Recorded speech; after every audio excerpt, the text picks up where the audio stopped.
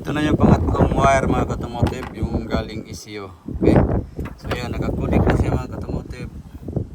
Yan, tinusok natin dyan sa aspirin natin yan. See? Yan.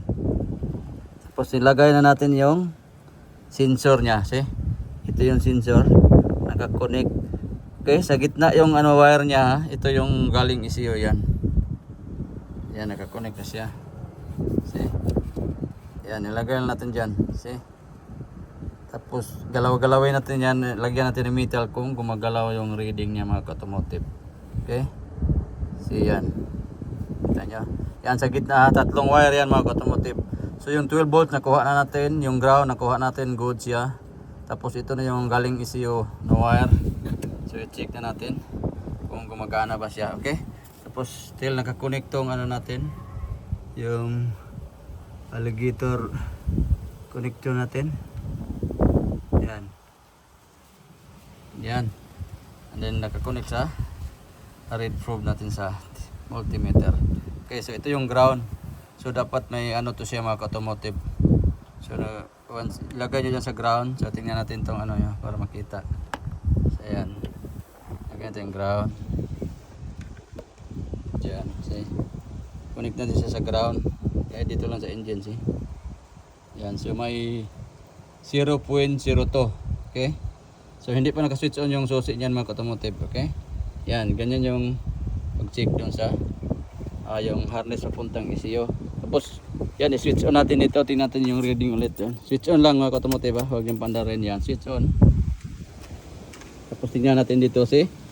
Lumaki yung reading niya. 0.31. Okay? So it means good mga automotive. So baka lost contact lang to. So yung gagawin natin, igalaw-galaw natin to dito sa ilalim mga automotive yung sensor niya. Okay? So anuhin natin yung metal kung tataas to reading niya. Yan, see? Dito sa dulo ha. Dulo ng sensor.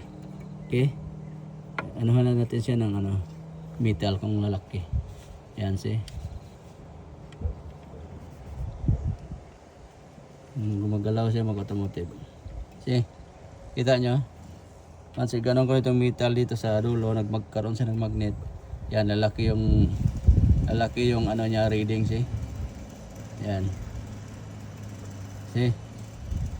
Back to 0.31. Tapos pag igalaw-galaw ko to dito sa dulo ng yung crankshaft sensor niya, iganon-kanon ko, nagkakaroon siya ng mataas na reading. So meaning goods yung niya, yung sensor niya at saka papunta sa ECU, see? Gumagana. So yung ginagawa natin ito mga automotive is nilinisan lang natin, see? Goods na lahat. Okay? So walang problema. Yan, see? Yan, magalaw siya once lagyan natin, gano'n natin sa meter. Yan, see? Yan.